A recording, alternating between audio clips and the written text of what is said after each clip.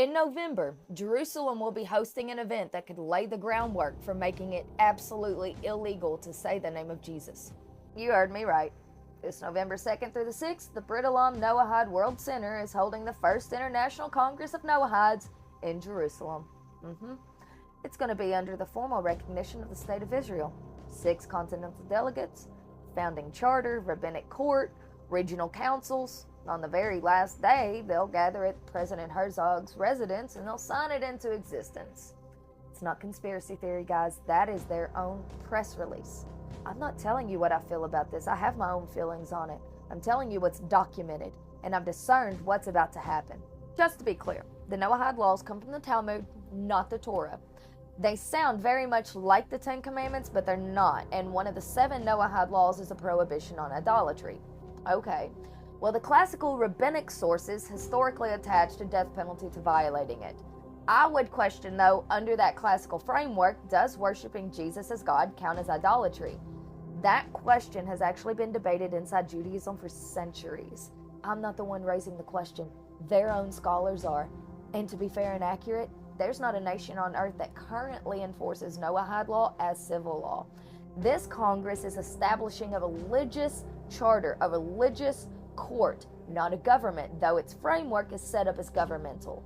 Here's a fun fact for you. In 1991, the U.S. Congress, both houses, passed a resolution calling the Noahide laws the bedrock of society and part of the ethical foundation of this nation.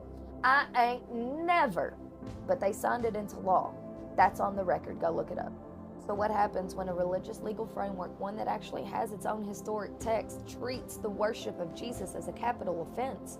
When it gets its first ever governing body, when it gets its first ever binding charter, its first ever formal state recognition, all in the same week. Guys, you don't have to know the answer to actually feel the weight of the question. Ezekiel 33:6 says, if the watchman sees the sword coming and doesn't blow the trumpet, the blood of the people is on the watchman's hands. And as a watchman, I would much rather sound that trumpet way too early than not at all and have the blood of the people on my hands. I don't want y'all's blood on my hands. We were never bound to the Noahide laws. We were never bound to the Mosaic law. Galatians 2:16 says that a man is not justified by the works of the law, but through faith in Jesus Christ. And Hebrews 8 also says that God made a new covenant, precisely because the old one, the one they're rebuilding a courthouse for, it did not work. The cross didn't just forgive you. It ended the entire system that this Congress is trying to formalize. You're not a Noahide. You're not under law. You're under grace. And grace has absolutely no death penalty for saying the name of Jesus.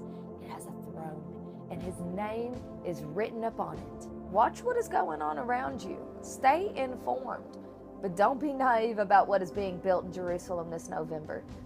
Also, don't watch from a place of fear. Watch from a position of the victory is mine and God has already won. You've read the back of the book, right? So they can build all the courts that they want, but they cannot touch the covenant that you are in with Jesus Christ. Say his name anyways. I love you all. Mwah.